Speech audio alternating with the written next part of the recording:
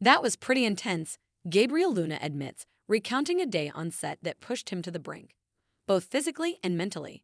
The actor, best known for roles in The Last of Us, Terminator, Dark Fate, and now Netflix's action-packed comedy FUBAR, didn't expect one particular sequence to leave such a lasting mark. While the show is stuffed with comedic one-liners and dad jokes courtesy of Arnold Schwarzenegger's CIA agent-turned-retiree persona, there are moments of unfiltered intensity where the line between acting and real danger blurs. It happened during the third episode of the first season, a brutal foot chase through an abandoned industrial facility in Eastern Europe. Luna's character, Boro, is attempting to flee an ambush, weaving through steel corridors, dodging gunfire, and leaping from catwalks, all without the assistance of a stunt double in the most critical moments. They had this scaffold about 25 feet high, no nets, no green screen, Luna explained. Just a thin crash mat and the expectation that I'd land on my mark. While looking terrified, of course. That wasn't acting.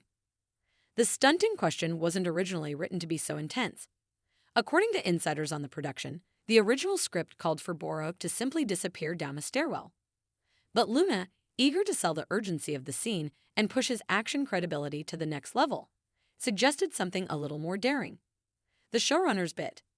Then the stunt coordinators got involved. Then the camera team brought out a rig usually reserved for big-budget features. Within hours, a simple escape turned into a high-octane moment that had everyone, including Schwarzenegger himself, crowding the monitors to watch Luna attempt it. I remember Arnold came over and patted me on the back. Just before I jumped, Luna said. He didn't say much. Just, don't screw it up. Classic Arnold. There's something fitting about that moment, a passing of the action star torch. Schwarzenegger, the man who made impossible stunts look effortless in the 80s and 90s, watching a younger performer risk it all in the name of entertainment. But even he admitted afterward that he was impressed. He pulled it off, Arnold said during a behind-the-scenes promo. No wires, no CGI. That's what makes it real. That's what makes it FUBAR. Luna didn't walk away unscathed. He landed hard, slightly off-center on the crash pad, bruising a rib and tearing up his shoulder. Production was briefly delayed while he received medical attention. Yet, true to form, Luna was back on set the next day, arm in a sling, rehearsing another scene that involved sprinting across a moving train. I didn't want to be the guy who slowed things down, Luna said. Besides, pain is temporary. Netflix is forever. The culture on that FUBAR set was surprisingly old school. Despite the streaming platform's digital-first reputation, many of the show's most memorable action sequences were done practically. No green screen backdrops, real explosions, physical stunts whenever possible. The producers believed that the show's premise, a father-daughter duo working as CIA operatives while navigating their messy personal history, deserved the kind of physicality that could ground its more absurd elements. That meant casting actors who could do more than just read lines. They needed to move. They needed to fight.